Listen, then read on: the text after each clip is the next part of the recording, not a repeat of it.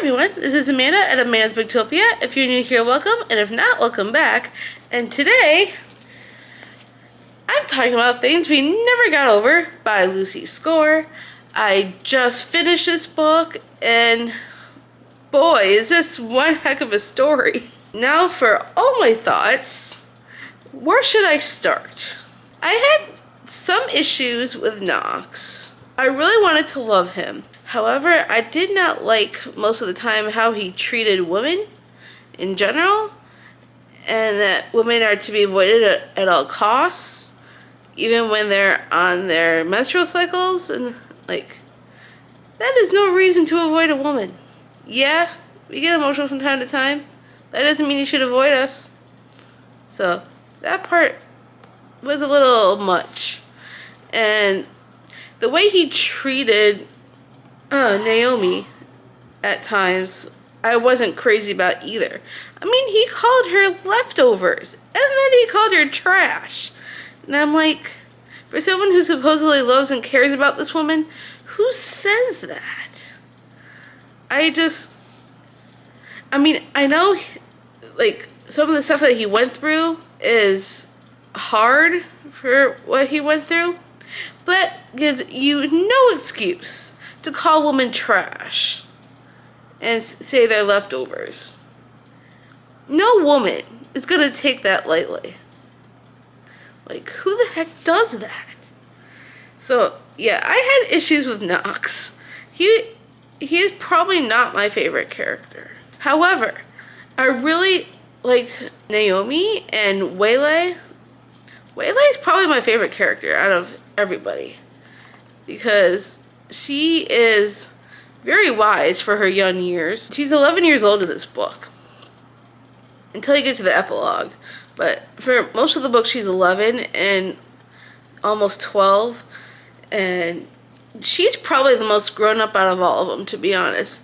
I mean, she, because of what she had to go through with her mom, that's got to be hard for a kid to deal with. But yet, she rises above it, and she uses it to make her, she's just very mature and very, like, she understands more than she lets on most of the time. And she's incredibly smart. And some of the stuff that she did in the end, I'm like, good for you. Like, Waylay is definitely the best character in this whole book. But I did like Naomi. She had to deal with quite a lot, but she put so much pressure on herself to be like the perfect kid. And no one can be perfect. Hell, I'm not perfect. Nobody's perfect in this world. We all have our own issues, our own flaws to deal with. So, and she put so much pressure on herself. So, I wish she didn't do that, but, you know, I guess as part of the story, her trying to understand that she doesn't have to be perfect. I think that's, like, part of her journey, that she tries to, like, she's very, I mean, I know she's got some trust issues, and, you know, there's things she has to deal with in order to understand things better. And she does grow a lot in this book. So that's one of the reasons why I liked her. And her sister, Tina, is a piece of work, let me tell you. I did not like her one bit. Tina needs a rude awakening. And many of the other characters, I really enjoyed a lot of the other side characters as well. One of my favorites, besides Waylay, is Steph, which is short for Stefan. And he's funny. Everything he says is just hilarious. I love his banter with Naomi. I love him. I can't wait to see more of him in the series. And, well, I guess out of everything, there were some really great moments in this book. I guess the only thing I really didn't like was Knox. Knox knocked it down a star for me because of the way he acted and said things about women.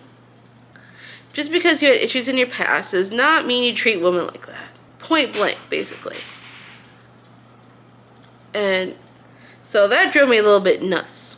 I wanted this to be a 5-star so badly because I love Lucy's score. Everything I've read from her has been amazing. And I just really could not stand Knox in this book. He just, something about him just drove me nuts, and because of the way he treated women. So instead of a 5-star, this is a 4-star. But I am so glad that I finally started the series. Now I want to read the rest of the series. So I want to read Nash's book, and then I want to read Lucian. Now Lucian, now his story has got to be interesting. I want to know more about him. And Sloane, because there's history between those two, and I can't wait to dive into that. So I need to get the rest of the series. I mean, this took me 2 days to work through. This is a chunky book. Like, why does romance have to be so big? Like, I do not see the point. Like, let me tell you how many pages this book actually has. 552 pages. I don't think it needed to be that long. I really think it would have been fine if it was like less than, around 400, maybe a little less.